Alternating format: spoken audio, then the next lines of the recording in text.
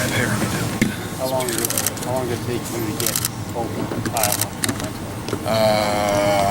You want an exact approximation? 27 hours and 3 minutes. I'm kidding. No, it's kind of a process. You have to watch the film, understand what happened, understand where the breakdowns were, be accountable for what happened, and just continue. You got to take the perspective as take it as a lesson and kind of grow from it and understand what happened, how to go to fix it. Because again, if you dread on it, then you don't get anywhere in life. That's the same thing. If you lose a job and you're sitting there and you're going, shit, I'm out of job.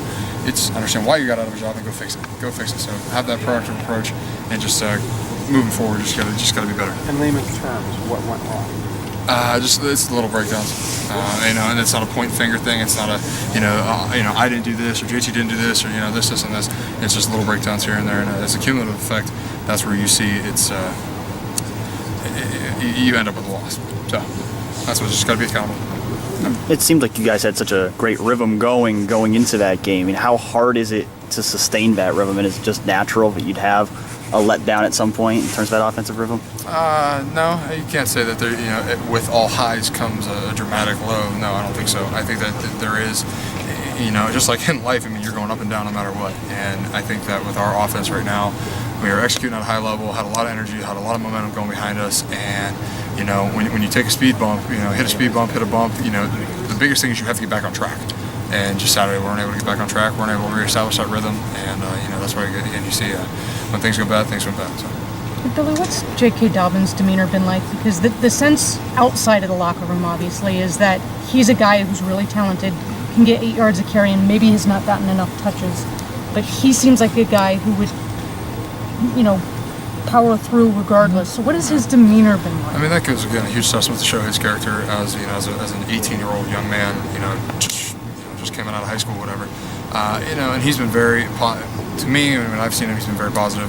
Again, making sure, any type of rep he's getting, he's going 100% to it. So, those situations come up in a game, and he's continuing to prepare to make sure that he's ready for all situations.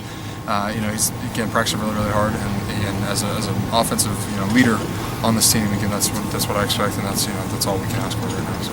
Michigan State next week, third-ranked run defense in the country. What is it that they're doing so well, and what do you guys need to stress then? I think again with Michigan State, it's a very defense-rich tradition, team. Again, they pride themselves on the defense, and I think that those guys over there, they read the run very, very well. They read the pass pretty well. Again, you got a seasoned veteran with Chris Fry, number 23 for those guys. Again, a very, very talented kid. He'll bring it. So, and again, their defense isn't just their starters and that's it. They've got two deep, and on the D line, those guys. Again, they have the depth to it itself.